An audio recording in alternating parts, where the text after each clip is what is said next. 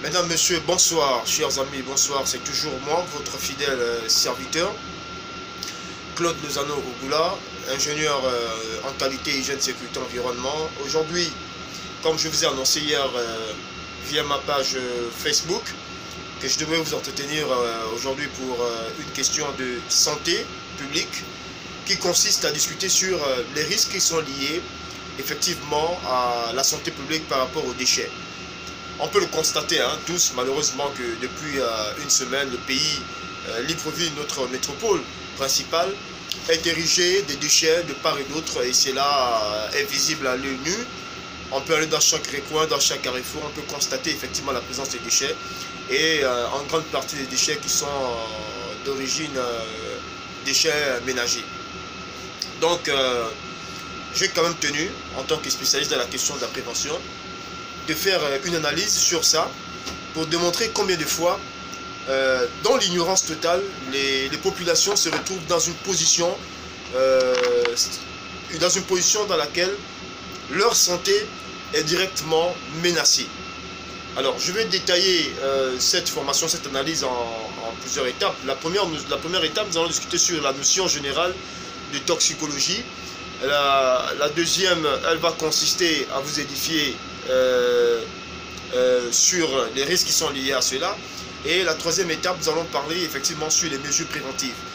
Parce que c'est important, c'est essentiel de comprendre le danger dans lequel nous vivons aujourd'hui. Ce danger, c'est un danger pur et simplement hygiène, qui est d'origine de l'hygiène. Parce que les déchets que nous déversons partout sont exposés à plusieurs phénomènes thermochimiques, plusieurs phénomènes qui peuvent effectivement, sans pourtant le savoir, impacter la santé publique des Gabonais et des Gabonaises. Donc, en tant que spécialiste dans cette question de prévention, il est essentiel, il est responsable d'informer, sensibiliser les populations sur la moralité même de préserver un environnement sain et être aussi ceux-là qui participent à la protection de notre environnement. C'est très important. C'est dans le cadre même du concept de Freedom Concept, c'est-à-dire notre association que nous avons mise en place avec des aînés comme le précurseur principal Amour, qui est un grand frère. Nous avons tous ensemble imaginé voir le monde autrement en mettant en place ce concept, cette association qui est appelée Concept Freedom, qui va exclusivement faire des études statistiques, faire des formations, des sensibilisations pour démontrer combien de fois les Gabonais et les Gabonaises, effectivement, vivent, pas forcément dans des conditions dangereuses, mais vivent avec un danger permanent et dont nous sommes parfois nous-mêmes responsables. Le cas, par exemple, aujourd'hui, exclusivement de ce qui consiste à parler sur la sécurité en matière de la protection environnementale par rapport aux déchets publics qui érigent toute la capitale gabonaise. C'est un danger public, c'est un danger de santé. Je vous invite sans plus trop tarder à me suivre dans mon exposé pendant quelques minutes, le temps que je vous en explique comment est-ce que la situation peut être dangereuse. Alors, comme je disais, dans la première étape, nous allons parler de la notion générale de toxicologie. D'accord? L'effet d'une substance toxique sur la santé, il faut le préciser, est dépendante. Elle est dépendante de la dose administrée. C'est-à-dire l'impact qu'on peut avoir de la toxicologie dans le corps de l'homme, ça dépend de la dose qui est administrée. Plus la dose est exprimée en milligrammes par kilogramme de poids corporel augmente, plus l'effet pharmacologique est plus important. Et donc en dessous d'une certaine dose, il n'y a plus d'effet biologique mesurable. Une dose journalière admissible peut être définie à partir des doses sans effet issues des tests sur, par exemple, des animaux et moyennant un facteur de sécurité allant de 10 à 1000. 10 à 1000, c'est simplement une marge de personnes qu'on peut prendre, ou bien une marge de tolérance des personnes qui peuvent être dans cette tranche effectivement exposées à une situation dangereuse. Cette dose journalière admissible doit tenir compte des différents milieux, c'est-à-dire des aliments, eau et air.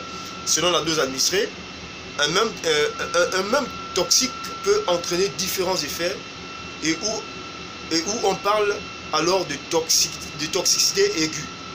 Absorption unique d'une dose généralement élevée d'une substance chimique avec un effet létal ou sublétale ou de toxicité chronique, exposition à des choses faibles mais répétées pendant un temps plus ou moins long, qui provoquent effectivement des troubles et des apparitions progressives. On parle en fait de toxicité spéciale sur les substances induisant à long terme des effets sur la reproduction ou des cancers. Alors, la toxicologie expérimentale permet de déterminer effectivement les substances toxiques correspondant à la dose induisant à la mort de la moitié de l'effectif, par exemple de cette tranche de 10 à 100 que nous avons pris après son administration. Ces doses s'inscrivent dans une échelle qu'on appelle l'échelle en physique, l'échelle logarithmique, que l'on peut illustrer par une figure simple. Alors, il faut comprendre que on a la toxicité aiguë, nous avons la toxicité chronique et nous avons la toxicité spéciale. Ces phénomènes de biomagnification, ce sont des phénomènes qui sont effectivement prévus et probables même dans les cas de déchets que nous avons ici à Libreville. Ce phénomène, je vais l'expliquer simplement. Vous avez toute une grande partie de notre ville qui est érigée de déchets. Nous allons voir ensemble ce dont je suis en train de discuter avec vous actuellement. Nous allons voir ensemble certains éléments. Alors, je vous invite à regarder avec moi dans mon ordinateur ce dont il s'agit. Vous voyez, ici par exemple, c'est en ville. Alors, ces déchets-là, la grande partie de ces déchets est composée exclusivement des déchets ménagers. D'accord? C'est des déchets qui sont des plastiques, des cartons, des papiers, quelques débris métaux, des boîtes de conserve et le reste, j'en passe. Et par-dessus tout, on a une forme de l'humidification juste en dessous. Alors, ce qui va se passer, c'est que ces déchets, voilà, par exemple, là, c'est bien visible, ces déchets sont exposés en air libre. Étant exposés en air libre, ces déchets, avec l'environnement ambiant, donc la température qui va prévaloir pendant ce temps, nous savons très bien qu'au Gabon, il fait très chaud, surtout ces derniers temps-là. Alors ces déchets vont se décomposer. Et en se décomposant, plus qu'il y a l'humidité à côté, ces déchets se décomposent. Et lorsque ces déchets se décomposent, l'objectif, en fait, c'est une forme de transpiration. En physique, on appelle ça la thermochimie. C'est-à-dire que ces déchets vont devoir se décomposer. Et en se décomposant avec la facilité de l'humidification qui se trouve à proximité et la température qui augmente selon l'environnement ambiant, ces déchets vont dégager des gaz. Et la plupart des gaz qui seront dégagés de ces déchets seront des gaz toxiques. Et ces gaz toxiques, nous en savons quelques-uns. Vous avez l'H2S qui est un gaz hautement dangereux et toxique pour la santé. Vous avez le CO2, donc le monoxyde de carbone. Vous avez le CE, vous avez le soufre et vous avez le plomb. Ces gaz qui vont se transformer, qui vont déverser dans l'environnement en forme de vapeur, parce que lorsqu'il y a décomposition de ces aliments ménagers, de ces déchets et le reste, la décomposition va se faire de manière chimique. Donc il y aurait un phénomène qui va se passer, et dans ce phénomène, cette décomposition va dégager un gaz, et ce gaz sera en forme de vapeur, et ce n'est pas visible à l'œil nu. Et le danger qui se trouve, c'est que ce gaz serait déversé dans l'environnement, et comme vous pouvez le constater, il y a des humains de part et d'autre. Comme vous pouvez le constater, il y a des humains de part et d'autre. Ces humains-là vivent avec des femmes, vivent avec des enfants, sont dans un quartier, sont dans un arrondissement, sont dans une ville.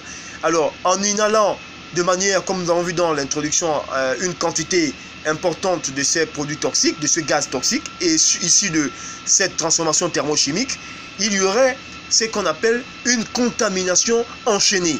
Donc la contamination enchaînée viendra du fait que ces personnes qui sont exposées à ce risque d'impact environnemental à travers l'inhalation de ces gaz toxiques issus de cet échange et de ce phénomène thermochimique, va transmettre les infections auxquelles ils seront exposés. Vous auriez techniquement des infections graves à court, moyen et long terme. les infections généralement qui sont les plus sûres dans ces cas de figure de risque, c'est les infections d'origine respiratoire. Ça veut dire que votre système respiratoire qui est composé exclusivement des organes comme le nez, comme les poumons, et j'en passe pour ces deux exemples-là, vont être les premiers éléments en contact avec les bactéries qui sont déversées dans l'air à travers l'émission des gaz que j'ai cités tout à l'heure. Ces bactéries étant inhalées vont s'introduire au niveau des narines. Mais comme dans les narines, dans le système nasal, il y a effectivement ce qu'on appelle les sinus. Et ces sinus vont en fait liquifier les narines, de sorte que ce produit qui serait sécrété va faire office d'anticorps pour attaquer les bactéries qui vont vouloir s'infiltrer. Mais plus qu'ils sont exposés, la fréquence d'exposition elle est élevée, alors il y aura une forme de récurrence. Et à un certain moment, l'organisme ne pourra plus attaquer. Donc le fait que les gens qui sont exposés à cela vont devoir avoir un certain rhume, ce rhume-là est une défense immunitaire pour dégager et nettoyer les narines qui vont vous permettre en fait de désinfecter la zone. Mais une fois on est affecté par le rhume, ça va commencer ainsi. Si votre système immunitaire n'est pas assez fiable, alors il y aurait une introduction de ces bactéries dans l'organisme. Et si ces bactéries s'introduisent dans l'organisme, ils iront exclusivement au niveau du poumon, parce que c'est l'air que nous respirons, donc l'oxygène que nous prenons à l'extérieur, que nous inhalons, qui va directement au niveau du poumon, transporté par le sang.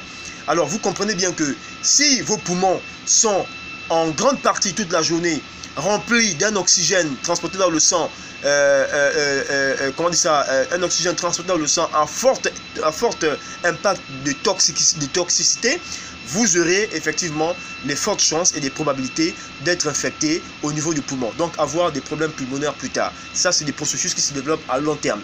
Et là, c'est un danger éminent qui a un impact sur la santé publique. Lorsque je dis la santé publique, ça veut dire que ces infections peuvent être des infections qui seront certainement contaminantes, qui seraient contaminées, et les victimes vont contaminer d'autres personnes. Et ça va devenir un fléau grave qui ne serait pas facile à être maîtrisé. Donc, c'est dangereux que de vivre dans des conditions pareilles. C'est une alarme que je lance au niveau des autorités gabonaises pour leur rappeler l'importance de recadrer cette situation, qui est une situation à risque importante et que nous devons effectivement recadrer. Et c'est le premier élément dont je parlais, c'est les infections au niveau respiratoire. Et ces personnes qui seront infectées vont se retrouver avec des problèmes de santé graves. Et nous savons tous la vie sociale des Gabonais qui n'est pas aisée. Il faut préparer à long terme des problèmes médicaux. Et là, c'est un cas qui sera généralisé parce que c'est dans chaque coin, dans chaque carrefour de Libreville, dans chaque arrondissement de notre pays, de notre commune, que nous constatons cet tas de poubelles en forme de décomposition qui est humidifié. Il n'y a pas que cela, je vais parler des gaz toxiques d'une part. D'autre part, vous allez avoir la présence comment on appelle ça, des rongeurs. Les rongeurs vont se multiplier, donc des rats qui sont porteurs d'une grande maladie que nous savons tous, c'est-à-dire, comment on appelle cette maladie, prêtez-moi le nom. Il s'agit c'est une infection qui a fait un tant soit peu de l'ampleur au niveau national. Ça faisait partie des grandes infections qui étaient transmises à l'époque par des animaux, donc des rongeurs, donc les rats. Cette infection, elle n'est plus du point de vue de l'Organisation mondiale de la santé, hein, elle n'est plus d'actualité, mais il y a des fortes chances. Il y a des fortes chances qu'effectivement ces infections reviennent dans notre société. Alors, si vous êtes en face avec ces rongeurs qui vont arriver dans ces endroits, dans ces endroits publics, mais vous allez constater simplement que ces parasites-là qui seront déposés comment dire ça, par des rats, ces parasites qui seront déposés par des rats vont aussi quelque part mourir dans ce même endroit. mais ces mêmes parasites ou bien ces rats vont se décomposer dans ce même endroit. En se décomposant dans ce même endroit, dans le même gaz toxique d'origine dont je parlais tantôt, vont se mixer ces mêmes organismes et ce sera encore inhalé par l'homme. Et donc vous comprenez que, en dehors du problème qu'il peut avoir des risques d'infection respiratoire, qui est en fait le risque le plus éminent, il y a effectivement le risque d'infection de certaines maladies difficiles, des cas de maladies, comme je disais, des infections qui sont d'origine, comment dire ça, d'origine animale, par exemple. Vous avez, en dehors de ça, vous avez les moustiques qui vont se développer. Ces moustiques qui vont se développer dans cet endroit peuvent facilement vous conduire, comment dire ça, peuvent vous conduire à obtenir des maladies un peu compliquées comme le paludisme. Et donc ça va favoriser encore, une fois de plus, la pandémie du palu. Donc vous comprenez que c'était un problème de santé publique. Le risque sanitaire posé par, comme je dis tantôt, les rongeurs, les rats, n'est donc pas dû comment dire ça, à une prétendue saleté, mais c'est lié à leur vie dans les déchets. Vous comprenez? Au contraire, ils sont très propres. Et comme les chats, les rats sont comme des chats, ils sont propres. Se nettoient minutieusement plusieurs heures par jour, même s'ils vivent dans les égouts et les dépôts d'ordures. En fait, en recyclant ainsi nos déchets, ils font même un travail extrêmement utile pour l'homme. Sans l'action des rats, les égouts des veilles seraient vite bouchés et source d'épidémies mortelles et d'infestation, pardon, j'y arrive, de mouches. Donc, c'est la même cause, c'est la même situation que nous avons actuellement à Libreville. Regardons nos villes, regardons nos situations de santé. Vous allez constater que les maladies transmissibles par l'homme sont parfois d'origine naturelle, c'est-à-dire à travers les déchets que nous n'arrivons pas à aménager. Donc, à cet effet, il est important qu'au niveau de la santé, on fasse un effort, important là-dessus. Vous avez, troisièmement, j'ai cité les cas de maladies infectieuses comme les maladies respiratoires, avec les infections au niveau des poumons, avec la possibilité d'avoir un début de sinusite chronique. Vous avez en deuxième position les cas des infections à travers les rongeurs, donc les rats. Et troisièmement, vous pouvez avoir les teignes. Les teignes, donc les champignons, ce qu'on appelle les microscopiques, pardon, j'y arrive. Les teignes aussi, les enfants vont en avoir des teignes. Mais on se pose la question, où sortent ces teignes-là? Mais ces teignes-là sont en fait, c'est des microscopiques, ce sont des bactéries qui sont volatiles dans de l'air, dans l'environnement. Et donc ça va se déposer comme le cas des midoubés. Allez-y faire, mais je vous mets en défi, allez-y recenser les enfants des midoubés, faites une analyse médicale, vous allez constater que les populations des midoubés sont certainement les plus infectées dans des cas de maladie. Certainement plus infectés. Et regardez les enfants de midoubés, vous allez constater que parmi ces enfants, la plupart de ces enfants sont atteints de teigne. Mais la teigne, enfin, c'est des champignons, mais qui sont des champignons transmissibles par l'état de santé, enfin l'état général d'hygiène dans l'environnement auquel vous vivez. Donc notre environnement actuel va favoriser effectivement les teignes, l'apparition des teignes dans la tête de nos enfants. C'est un autre problème de santé très fréquent lorsque on a les déchets, par exemple, comme actuellement dans Libreville.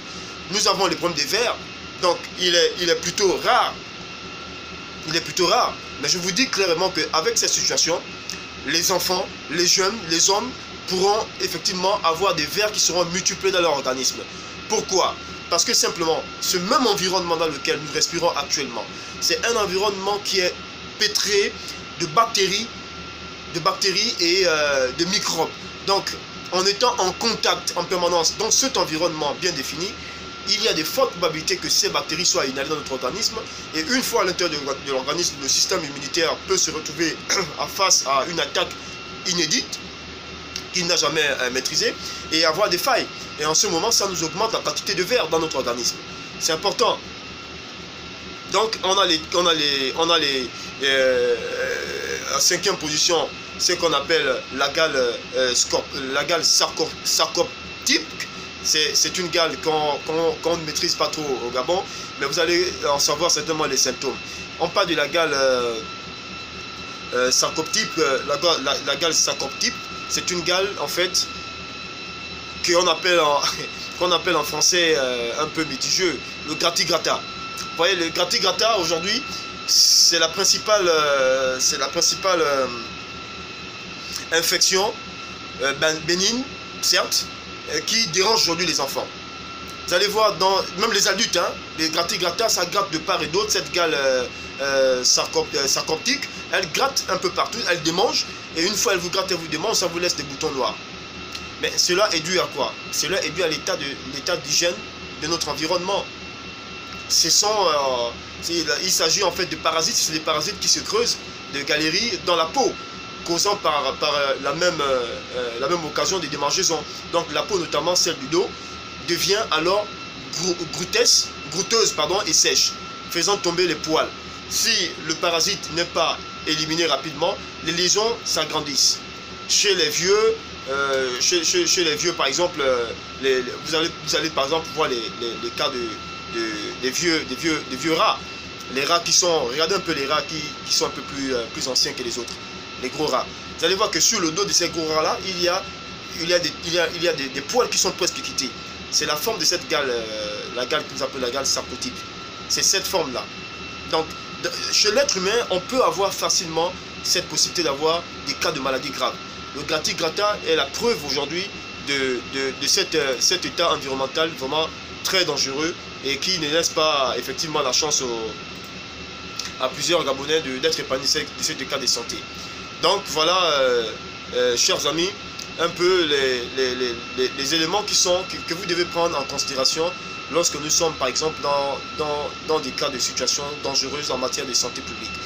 Les principaux polluants minéraux sont aussi présents dans cet environnement. Parmi les procédés de traitement des déchets ménagers, on a l'incinération par exemple. Pourquoi ne pas mettre en place des politiques qui peuvent amener à ce que ces ordures soient brûlées?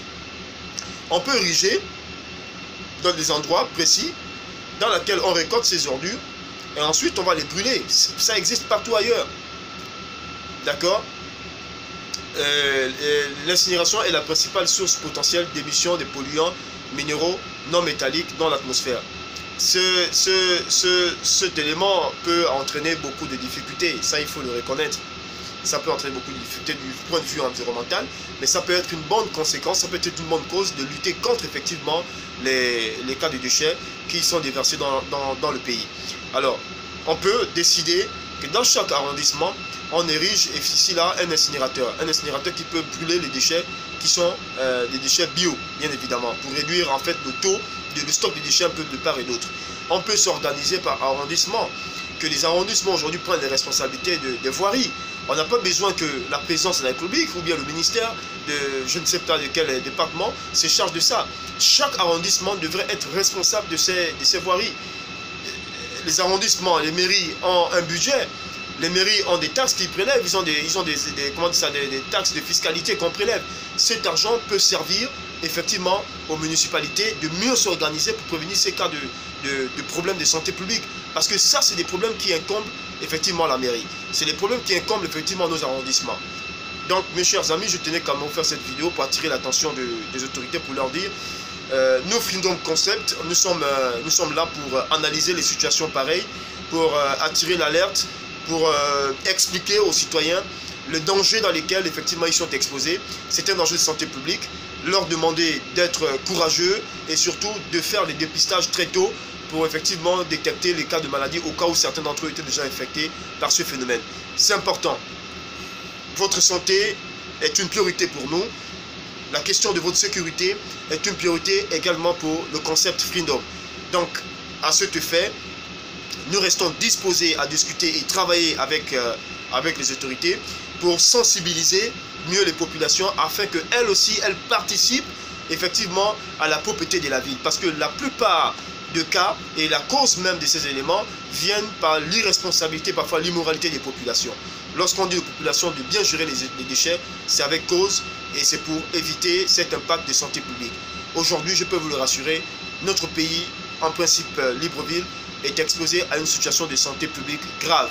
Si la situation n'est pas immédiatement résolvée, dans le temps qui suit, on va détecter beaucoup de cas de maladies dans notre pays. Et ces maladies seront d'origine effectivement infectieuse, d'origine d'intoxication de notre environnement à travers les déchets non maîtrisés et polluants sur toutes les grandes villes et les grands carrefours de notre pays.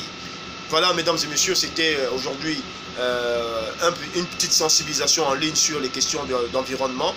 Et donc, je vous invite à liker cette vidéo via ma page Facebook et ma page YouTube. Je vous invite aussi à la visualiser. Et ensuite, vous poserez des questions plus bas par rapport à ces commentaires. Sur ce, je vous souhaite une prompte et bonne santé et que les solutions soient trouvées pour les questions de notre environnement afin que nous la protégeons tous ensemble. Merci et surtout, bonne fin d'après-midi à tous. Au revoir.